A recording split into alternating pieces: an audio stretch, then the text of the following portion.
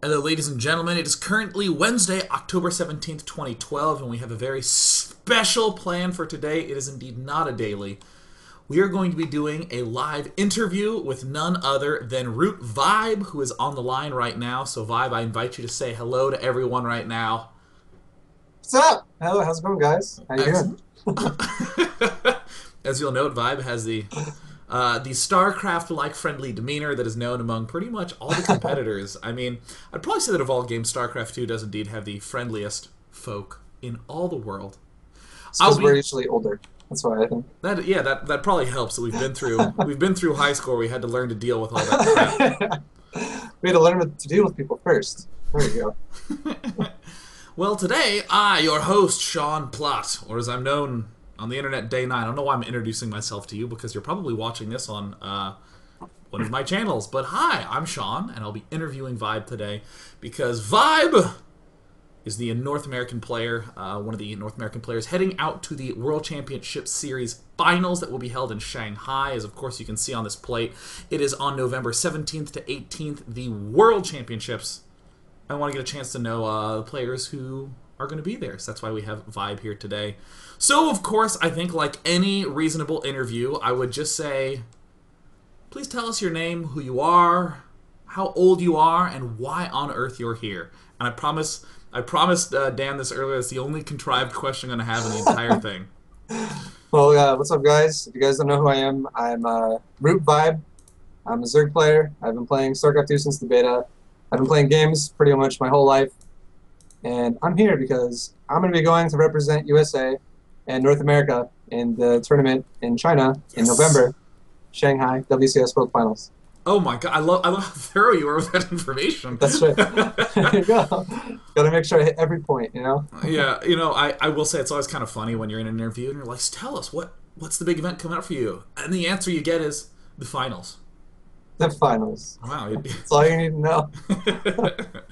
So tell us a little bit about where you grew up.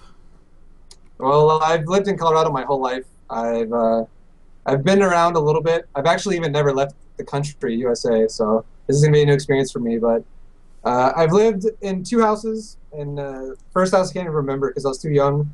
So pretty much I've lived in a city called Westminster. It's like 20 minutes outside of Denver, and the city's kind of grown up with me, I guess. It's when I can remember a long time ago, it was like lots of fields, lots of open fields, basically. But since I've grown up, there's been like a lot of new buildings, a lot of new commercial areas, and even a lot of new residential areas. It's kind of like sprung up out of nowhere. So I would say, back when I was younger, before I could even have a choice, I don't know if I would necessarily wanted to live here. But now, now that's kind of grown up with me, I'm glad I live here, and I don't really want to move away. It's a pretty nice place to live. And of course, I assume that in an area that might not have the most glamorous of entertainment options, I understand you started to game when you were very young. Exactly. When you have nothing to do outside, what do? You stay inside and you play games. But yeah, like I think I've pretty much grown up on games. Like my dad, he was like a classic gamer. He pretty much owned like every console system you could ever have. Like he was all about consoles, and he actually showed us like a bunch of consoles when I was growing up. Like I remember, like a lot of my friends, they were like standard with like, oh man, I have a Nintendo, a Super Nintendo, and I had one as well. But I also had things like a TurboGrafx 16, stuff Are you like that. serious? Yeah. Did you even have like the Sega CD and like the Sega Saturn? The real Uh, obscure Sega consoles? I think we had this. I don't think we had this the Sega CD, but I think we had the Saturn. Like Yes. I've gone through a lot of systems. Like my dad just kind of like brought that onto us, like just the gamer aspect. And then my brother kind of discovered PC gaming, which is kind of like ever since he discovered that, it kind of had a big impact on my life and my brother's older brother, just so you guys know. But I remember like I just kind of grew up playing games. Like the main ones I remember is like the Final Fantasy games. Like I would actually go through those games, and they were all like back in the day. Those didn't have really voice automated like things. Like you wouldn't actually hear the game. You would actually have to just read it. And I actually taught myself how to read, or I didn't teach myself how to read, but I helped myself improve on how I read, like make myself a higher reading level, I guess. I mean, honestly, I don't think anyone here will complain if you claim that you learned how to read from playing Final Fantasy on the NES. It seems totally fine to me. And I want to step forward a little bit because I remember right before we started, you were telling me that the first time you ever had any foray into the competitive RTS scene was in the StarCraft 1 beta. Like That's right. like you played with your brother. Yeah, like my brother actually downloaded the beta, and it was. I remember that beta. It only had one map you could play on, and it was only Terran versus Terran. And I remember he actually got a few games of like experience on me before he let me actually play it. And the first game I played against him, I was like just kind of learning how to build supply depots and like mine minerals and make units. And then when I'm into the game and I'm kind of getting a base situated, I'm getting nuked like off a cliff, and I don't even know what's happening. I just hear like nuclear launch detected, and I see like a little red dot, Is that and a then my stuff thing? just explodes. And I'm like, I don't even know how to get a nuke in the first place, so I'm like really confused. And it was pretty fun. Like I just got nuked over and over. I never really won a game, but it was still fun. And kind of growing up through high school, I know you said that you and your brother gamed a whole ton. That was like all you did. What was that like, sort of growing up playing games with your brother, and how did it sort of grow for you in terms of like your social circle? Like I had a few friends of mine that I actually introduced to gaming. So my brother kind of influenced me into gaming, and then since I influenced some of my friends, I guess my brother kind of influenced them as well. It was like three of my friends that got really into gaming with me, and my brother, I would say he had good influences and bad influences on me. Like there was some good influences where he showed me games, and that's a big part of my life now. So obviously, I really enjoy it. Yeah, But some of the bad influences could be like maybe earlier back in when we were younger, he would do things like skip school, and yeah, I kind of followed suit in that respect. And I would also kind of skip school, and I would be like, you know what, we'll make it up today. I could either go to school, like go outside, it's all cold, put on like a bunch of clothes, put on a jacket, sweats, yeah. whatever, go to school, have a nice boring day of learning things, or I could just stay home and play StarCraft. What do I want to pick? Well, what grew out Uh, of that? Did that like uh, continue for a long time, or? Yeah, like I didn't start doing that until I was in middle school, and then I ended up I started getting into a lot of trouble throughout middle school and high school because I would make it a casual thing where I would say things to myself like, "I haven't missed a day of school this week yet, so I'm gonna reward myself, and I'll miss like a Thursday or a Friday. Usually it was like a Friday or a Monday, because I'd be like, you know what, I want a 3-day weekend. This is a Dan holiday right here. I'm gonna just take an extra day off." And it was pretty bad because I actually started getting to the points where it was starting to affect my grades, obviously, and like my parents obviously didn't approve. Yeah, It was not a good thing for me to do, like just to miss school just to play games. My parents were actually getting to the points to where they would threaten to like take away my games, and they'd be like, if you don't go to school today, or they actually made a rule for me. It was if you don't go to school, you can't play games throughout the whole rest of the day. And that was actually like to a lot of people that might be like, oh, whatever, I don't care. But to me, that was like a death sentence. Like that's all I wanted to do. So that with just getting older and realizing that what I'm doing is a big mistake, I kind of grew out of it around like later on in high school. I kind of stopped yeah. doing it, but I had a few years where it was a pretty big problem. Well, what happened? Like as you were starting to game through high school, you're starting to take it pretty seriously. I want to step back to a game I know that you were big on, Warcraft 3. What was it like the first time you actually picked up Warcraft 3 and started to actually play a lot, a lot, a lot, a lot? Because, I mean, I know everyone has a slightly different experience with those sorts of things. Like, for me, it was certainly one-on-oneing my brother was the it thing. But what about for you? Yeah, like I've met a few people now and then that I've kind of like kept a long relationship with, and a lot of those people that I started meeting were like some of them were friends from school that I knew in real life. But I first started meeting like some people that I had a long relationship with that I would talk to all the time in Warcraft 3, and I remember some of my first like competitive like addictive moments in gaming where when I would play against them in like a one-on-one situation, or maybe we would have like a friendly two-on-two or something like Mm. that, and I would actually win a lot of those. Like I was always usually one of the ones that people were like, if we were doing a team games, if it was like captains, people would want to pick me first or something, or they would just always want to pick me Yeah. usually. Or it was like if it was a one-on-one, people would just get discouraged when we had to play a one-on-one because I invested a lot of time into it and I was pretty good. So that was always like it's always fun when you can beat your friends and when just like everyone knows that you're really good. And then I would say that's probably my first moments in gaming where it really made me want to get addicted to it and play a lot. And that kind of just grew into like laddering and eventually tournaments and stuff like that. Yeah, so like when I remember you said earlier that when you were like 14 or 15 and you were playing a lot of Warcraft 3 that you were even starting to enter into a whole lot of team tournaments and playing with your friends then. Yeah, like I'd say Warcraft 3 definitely had a cool feature on Battle.net where it was you would just get on and every single day there was like one off day a week, but 6 days a week you would have a tournament, like a random tournament that was up there, and it was like at 4 o'clock or 5 o'clock, a blah blah blah tournament will start, and it could range from anything like one-on-one specific races to one-on-one random races, whatever you want to be, to like a 4-on-4 random races or 4-on-4 humans only, orcs only, whatever. It was just a lot of variety in the tournaments, and I would actually sign up for a lot of those, and then eventually I started doing pretty well at those. Like for a few of them I didn't do that well, but I started getting pretty good at those, and that was like my first taste of tournaments, and it was actually it's just really fun because it's everyone's there to compete and everyone wants to win, and when you win, it's just really rewarding. Dude, no doubt, man. Those were the glory days when there was no one who was gonna look. There was no community post that would go up. It was just you just high-fiving your buddy. Like, we did it! We nailed it! So I know that you said you got out of high school and you just started to work right out of high school and started to play games all the time with your friends. Like, what was that social group like? Yeah, so like I said, I had this like group of friends that I would play games with all the time, even when I was in high school. It was like the last few years I was in high school, that's when I met most of them, because I met a lot of them through Warcraft 3 and even some of them through World of Warcraft. And then we always had a server on Ventrilo where we would always just like go every day and we'd just hang out and play games. And when I was in high school, it was more or less, I would say, mostly Warcraft 3. And then when I was a senior, that's when WoW came out. And I ended up switching over to WoW right away just because I wanted to try it.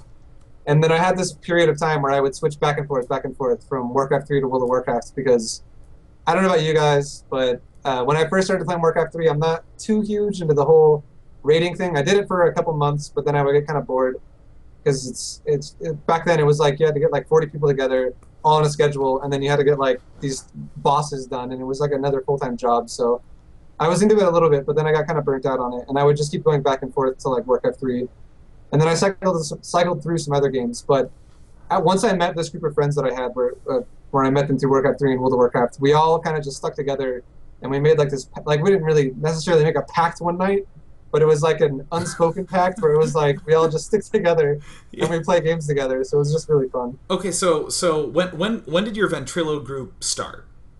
Right around, I'd say like 2001, 2002, because that's right around when Warcraft came out. And where were they located? You said it was like a core group of 10, 15, was that right? Yeah. Yeah, like in most of us that played Warcraft 3 together, we were all from North America just because we were all playing like US West.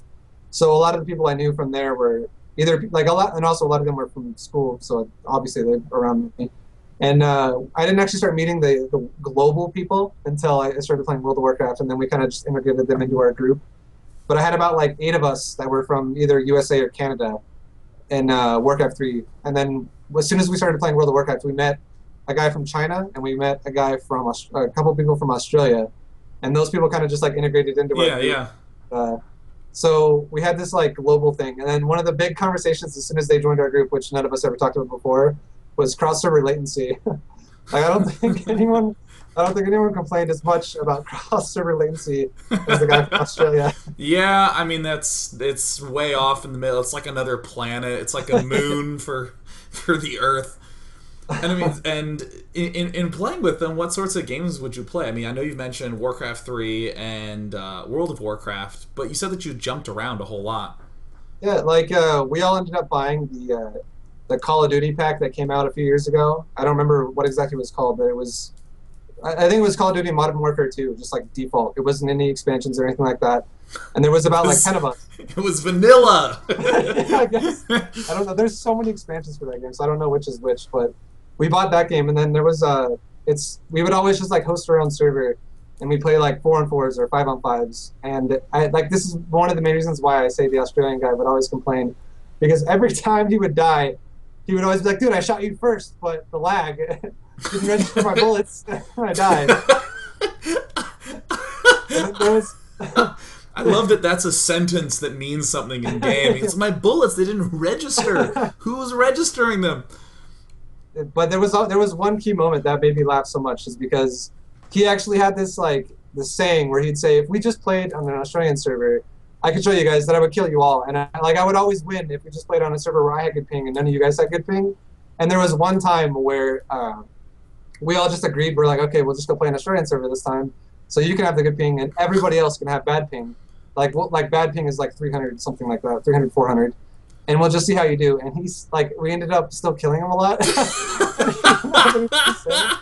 like, whatever, man.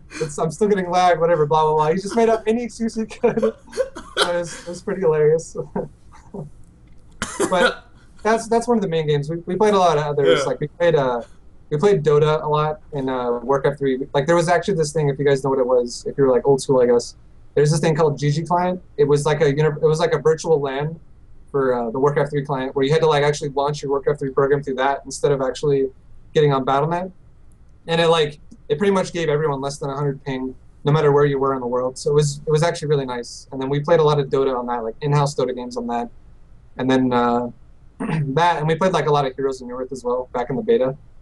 And those were probably the main games we played. We played some others, but I'd say those were the main ones. So, in that period of time, I mean, the whole point of this interview series, obviously, is to lead up to the fact that, you're going to the finals of WCS. But at that point in time, did you have any aspirations to join the esports space? Were your friends going pro? Were you just playing and having a good time? What was it like at that point, esports-wise? Yeah. Back then, back in like early 2000s, like 2001 through 2004, I didn't really think like, oh, I'm going to go pro at this game, because I didn't really follow any of those scenes at all. Like the biggest thing I knew was like, oh, I play Warcraft 3 and Grubby wins like everything, and he competes in like every single BlizzCon that happens. And I always thought that would be kind of cool to be able to do something like that, but I had no idea how to approach something like that at that point. So that was never really something that was like on my agenda that I really wanted to do. And then I really only started getting like inspired to want to become a pro gamer until like that kind of happened to me in the point where a few of the people that I played Heroes of New Earth with, and a few of the people that I ended up playing World of Warcraft with, they kind of stuck to those games.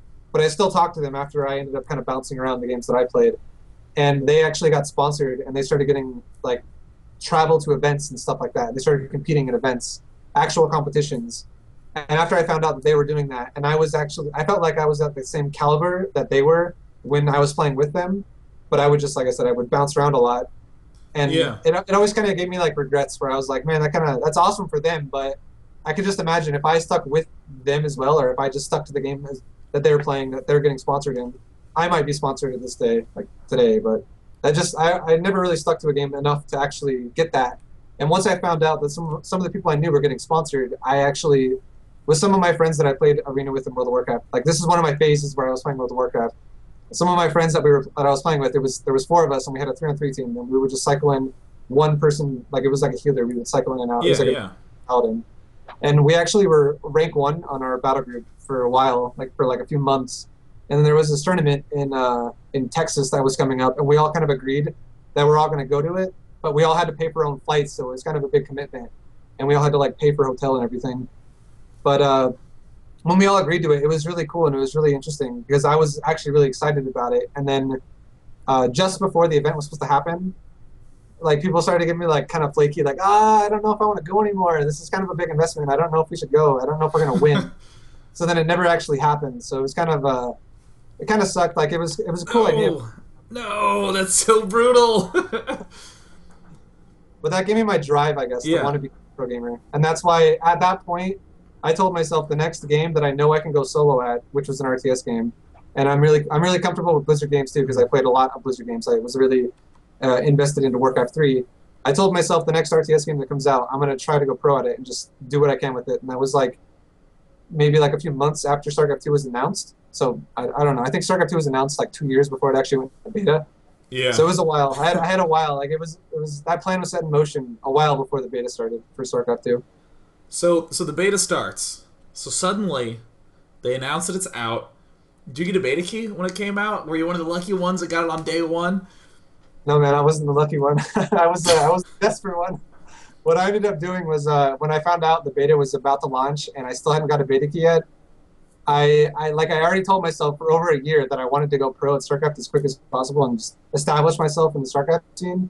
So what I ended up doing was I took a nice trip to eBay, and I was like, what's the cheapest beta key I can buy? You went to the collectibles section of eBay. Yeah, man. I ended up spending $200 on a beta key. And the very unfortunate thing was one of my friends that I had no idea, he was in with the Blizzard crowd. His roommate actually his roommate works at Blizzard, and his roommate offered my friend some beta keys. So 1 week after I ended up buying the beta key for $200, my friend's like, "Hey man, you need a beta key?" And I was like, "Oh, not anymore, because I just bought one for $200." That was so unfortunate, but I wanted to get the beta. I got the beta, so whatever. It's all good. So from right off the bat, you started playing in the beta. Did you have? Did you feel like justified in the purchase? Like, oh my god, I'm really getting good at this game. Did it live up to your expectations for what you wanted to do, or was it still just another game that you were playing with your buddies? Yeah, at first, like when we found, actually, it was actually two of my friends. Only one of them offered me a key though, so I guess I'm closer with one of them than the other. But two of my friends have roommates. They both live in California, but they have roommates that actually work at Blizzard. Like a lot of the people I'm in like a really tight group with, that we're all really invested in the gaming, so we're all about it. And a lot of us follow Blizzard and everything. But there's about, like, I'd say 6 or 7 beta keys that cycled throughout my group of friends. So a lot of my friends got into beta really early, and we would all like play team games. I would say more so we played more team games than anything. But then we'd have like these nights where we'd all be like, let's just play like a King of the Hill style one-on-one format, and let's just see how everyone does.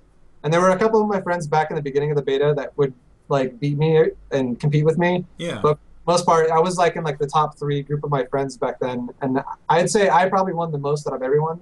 Yeah. But there were 2 other ones that were still like, they would beat me maybe like 1 out of every 3 games. So it was pretty close. And that was actually, one of them played Protoss, and I was playing random back then, and I remember every time I got Zerg against him, that was my first times I got to experience what force fields were like, especially in like close spawn, like Lost Temple. There was no Shadow Temple back then. It was just Lost Temple. And when you'd get like close spawn, it would be like force fields your ramp, and you just like die. It kind of sucked. I wasn't sure if I wanted to play Zerg because of that kind of stuff, but I ended up just picking Zerg anyways. Well, and what made you choose Zerg? I mean, I assume you chose Zerg in the beta. Yeah, I don't know. Like in Warcraft 3, when I did play team games and solo, I definitely liked the. I just like the unit style of things like gargoyles, ghouls, definitely, or like riflemen and like a archmage and just casters. Just like a lot of units in micro, not just like a few tanky heavy units. And I felt like Zerg was it was something similar to that. I wouldn't say more so the human, but definitely like the undead style, where it was like a lot of ghouls and gargoyles. That's really similar to something like Mutalisk and Zergling. Yeah, and yeah. I don't know. I just liked the way Zerg played out, and it just seemed like a race I liked the most at that point, so I just picked it. Well, what we're going to do now is we're going to briefly step away, because at this point in history, Vibe, you've just gotten StarCraft 2 beta, you've just decided on your race, and the release of StarCraft 2 is about to come out, and when we come back, we're going to get the chance to hear about Vibe's first ever tournament experience as we continue this interview series, so stick around!